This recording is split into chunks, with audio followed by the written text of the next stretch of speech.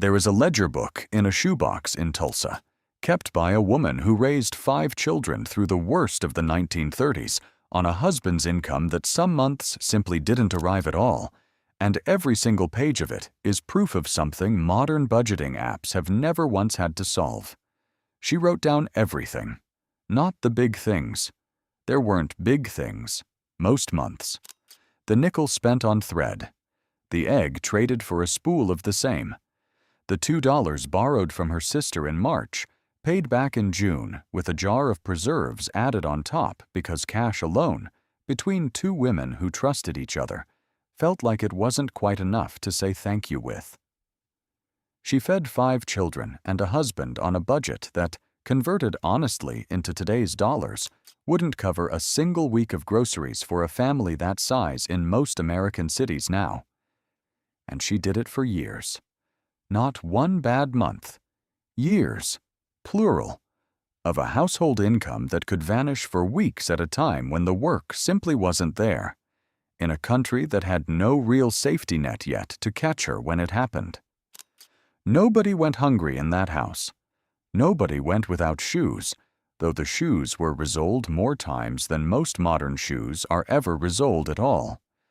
The children didn't know, most of the time, exactly how close to nothing their family was actually operating on, because she built a system. Deliberate, disciplined, invisible from the outside, specifically designed to make sure they never had to know. That system is almost entirely gone now. Not because families don't still fall on hard times. They do. More of them than most people realize. It's gone because nobody teaches it anymore. And the reason nobody teaches it is worth understanding, because the system itself is worth having back. Part 1. She was running a business, and the business was survival. The first thing to understand about a woman managing a household through real scarcity is that she wasn't simply being careful with money. She was running an operation with the same seriousness a small business owner brings to a company that's one bad month from closing, because that, in a very real sense, is exactly what she was doing. Every single purchase got evaluated against a question that most modern households never have to ask with any real urgency. What does this cost me if I'm wrong? Not wrong about taste or quality. Wrong about whether the family eats well in 3 weeks, because the money spent today was money that couldn't be spent then. This wasn't paranoia. It was accurate. In a household with no real cushion, a single miscalculated purchase could mean an actual empty week later in the month, not a metaphorical one. She kept a mental ledger, and in many households like this one, a literal one, because memory alone couldn't be trusted to track a budget with margins this thin. Every trade, every debt, every dollar coming in or going out got recorded, tracked, and settled. Not because she distrusted her neighbors, but because a household running this close to the line couldn't afford the kind of vague, approximate accounting that a more comfortable family could get away with. And she planned in a completely different unit of time than most modern budgeting encourages. Not the month, the season. She knew, in real detail, what expenses were coming in. 3 months, 6 months, a year, and she was already working. Today, to be ready for them. A coat that would be needed by November, a doctor's visit that couldn't be avoided in the spring, a debt that had to be cleared before a specific date arrived. This kind of long-horizon thinking, sustained under real pressure for years, is not a skill most people ever have reason to develop today, because most modern hardship, when it comes, tends to be sudden and temporary, rather than the sustained, permanent condition it was for a Depression-era household. Part 2.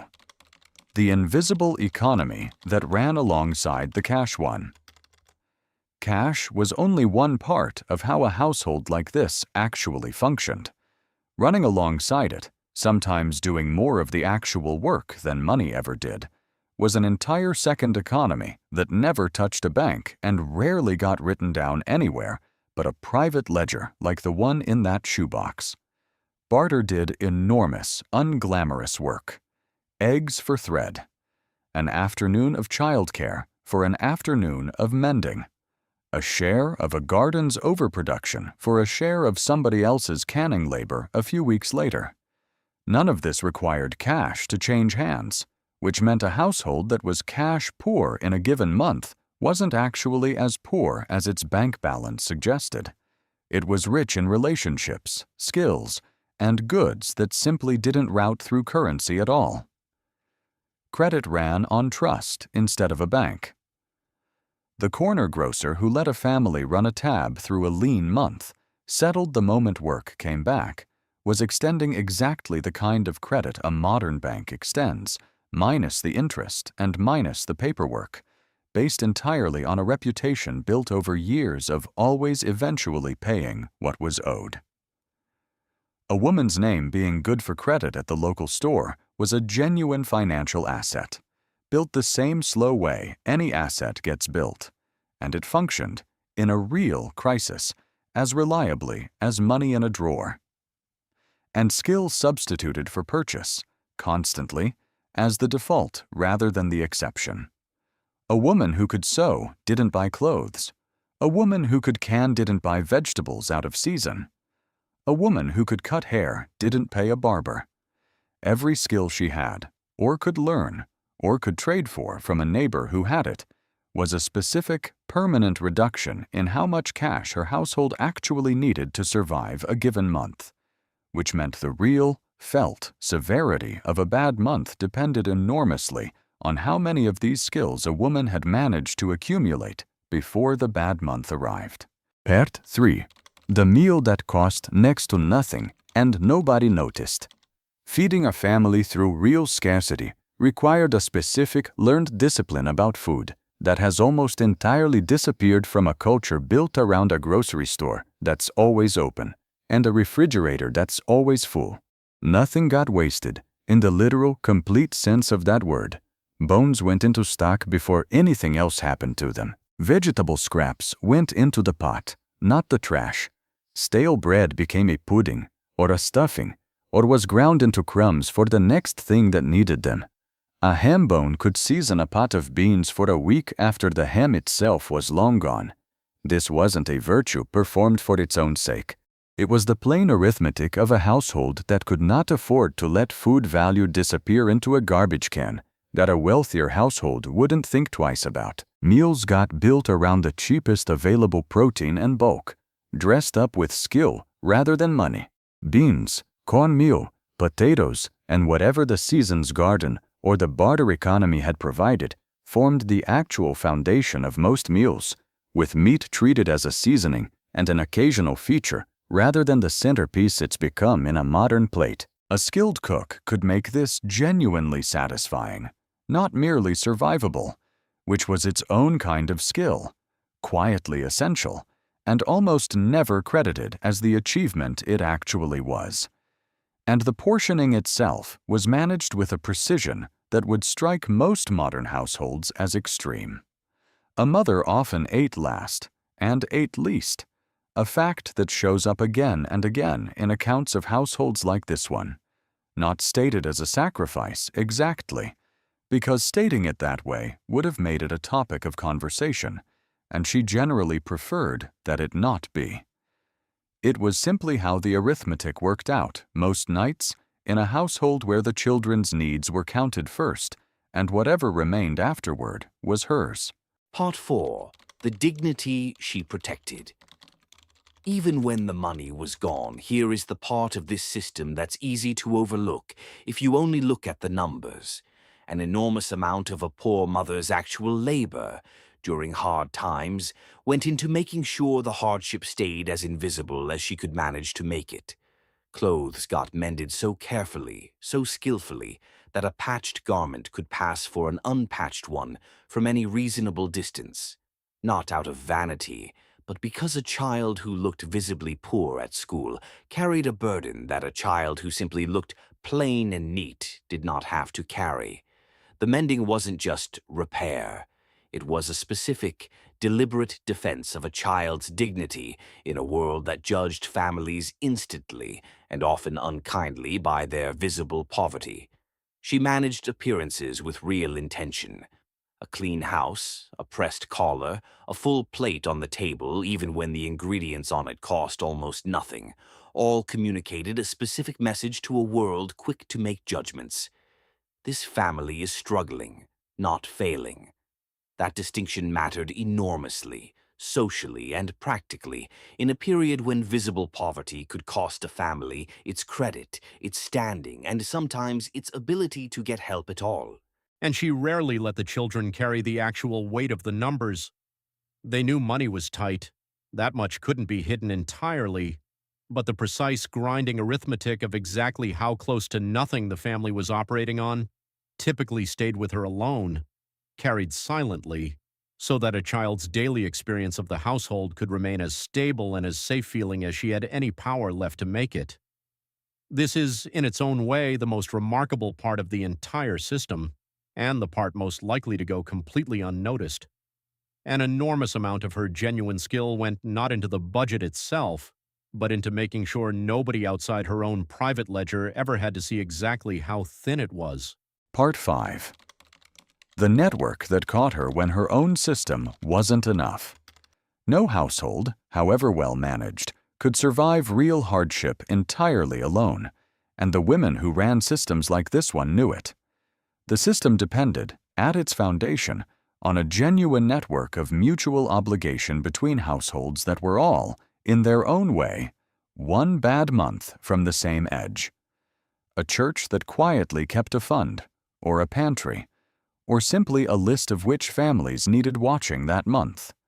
A neighbor who showed up with an extra dozen eggs on the exact week she'd noticed there wasn't much in that house's kitchen, framed as a surplus rather than as charity, because charity, framed plainly, could cost a proud family more than the food was worth to accept it. A sister, an aunt, a cousin, 2 counties over, who could be counted on for a loan that would be repaid the moment work returned.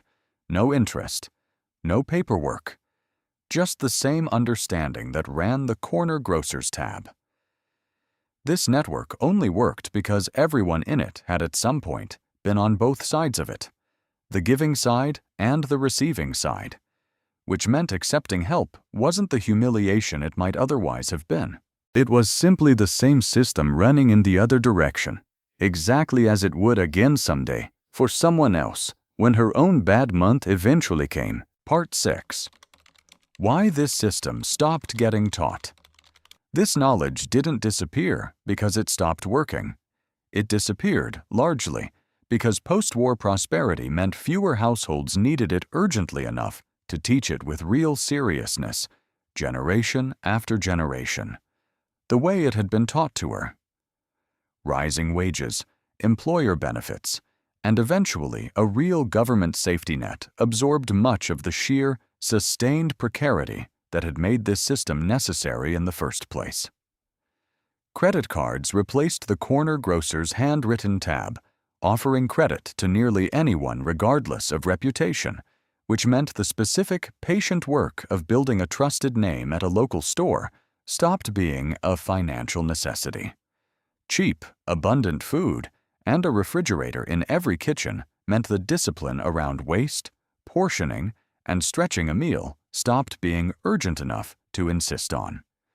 Each of these changes, like the changes that replaced the old winter survival knowledge, were real improvements, and nobody sensible wants to go back to the actual conditions that made this system necessary in the first place. The real hunger, the real fear, the real cost of a bad month that could not be absorbed by anything. But the system itself, the specific, disciplined combination of tracking, trading, stretching, mending, and mutual obligation that let a family survive real scarcity with its dignity mostly intact, became optional right along with the emergency that used to demand it. And optional knowledge, across enough decades and enough generations that never needed it urgently, quietly stopped being passed down at all. Part 7. What's actually worth relearning now? You do not need to have lived through the Depression to get real value out of the parts of this system that still apply to an ordinary hard month today. Track everything for one real month, honestly. Not a budgeting app's summary. An actual line-by-line accounting of where every dollar goes, kept with the same seriousness she kept her shoebox ledger. Most modern households discover, doing this once, a surprising amount of money leaking out through small, unexamined places that a Depression-era household could never have afforded to overlook. Learn to cook toward zero waste, on purpose. Stock from bones. A plan for vegetable scraps. A second life for stale bread. This costs nothing to learn and meaningfully stretches a grocery budget that most households currently let leak away in a trash can without ever noticing. Build one real, reciprocal relationship, not just a rainy day fund. A rainy day fund is valuable and worth having. But the old system's real resilience came from relationships. A neighbor, a sibling, a friend, who could be counted on in a genuine emergency, and who could count on you the same way in return. That kind of relationship has to be built slowly, before it's needed. The same way her credit at the corner grocer was built slowly. One kept promise at a time. Separate the emergency from the identity. She never let her children absorb the full weight of exactly how bad a bad month was, and there's real wisdom in that worth keeping even now. Managing a genuine hardship with calm, deliberate discipline, rather than letting the hardship become the entire emotional atmosphere of the household, protects the people depending on you in a way that panic never does. None of this requires returning to actual scarcity to be worth having. It requires borrowing back the specific discipline she ran on. Track carefully, waste nothing, build real mutual obligation before you need it, and protect the people you love from carrying more of the weight than they actually have to. She never called any of it a system. She just called it getting by. It kept 5 children fed, clothed, and, as much as she could manage it, unafraid, through years that would break plenty of households today with twice the income she ever had. It's not too late to learn what she knew. If your family still has a version of that shoebox ledger somewhere, a grandmother's account book, a story about how she stretched a bad year, a habit that got passed down without anyone calling it a system, tell us about it in the comments. These stories are disappearing faster than most people realize, and everyone that gets shared here helps somebody else's family remember what they still have. And if this is the kind of history worth keeping alive, subscribe. We dig one of these up every week. The quiet, unglamorous kind of knowledge that never made it into a history book, but that held entire families together when there was nothing else to hold on to.